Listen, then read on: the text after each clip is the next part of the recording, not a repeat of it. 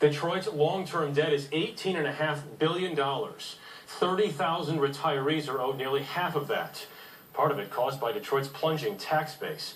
The city lost 25% of its population in just the last 13 years. We begin tonight with Terrell Brown. By the statute. City leaders vigorously defended the filing today. We don't have a choice. We've crossed the Rubicon on the level. We have 18 to 19 billion dollars in debt, and no funding mechanism for it. So this is a question of necessity.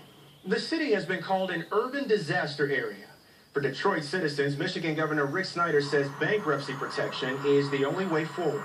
They're not getting the services they deserve, and they haven't for a very long time. So this can's been getting kicked down the road for decades. The move has infuriated some of the city's 9,700 public employees and 20,000 retirees, worried they're getting cheated out of their pension and retirement savings. Emergency Manager Kevin Orr says they'll probably feel the sting. There are going to be some adjustments. There are probably going to need to be some adjustments. One major question: after the success of the federal auto industry bailout in 2008, will Detroit ask Washington for help again? City Mayor Dave Bing says not yet. I think it's very difficult right now to ask directly for support. I think we've got to take a step back and see what's next. The city has requested a hearing in the case for this Tuesday. As for full recovery, that could take years, if it happens at all. In order for Detroit to move forward with bankruptcy protection, city leaders first have to prove that bankruptcy is a last resort.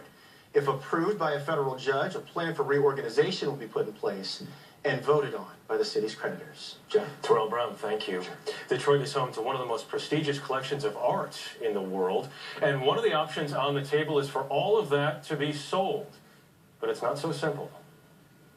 Oh, wow, he's atop of the triangle. To Rod Spencer, the Detroit Institute of Arts is priceless. The DIA is a history of Detroit. That's what it means to me. We have a most interesting piece. Spencer's been coming to the museum at least once a month for 25 years.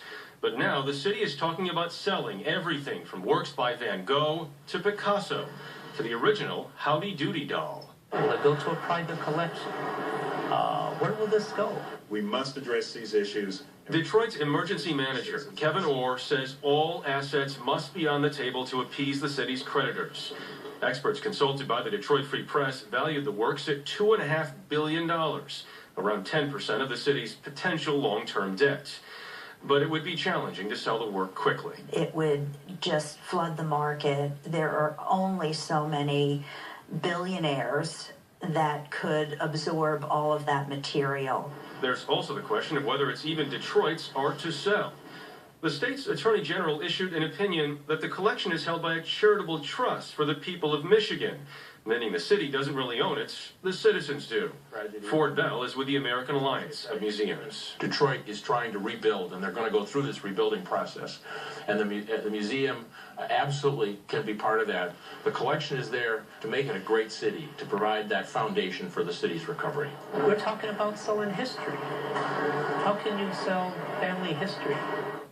If the sale does happen, it would be the biggest American museum auction ever. The tallest roller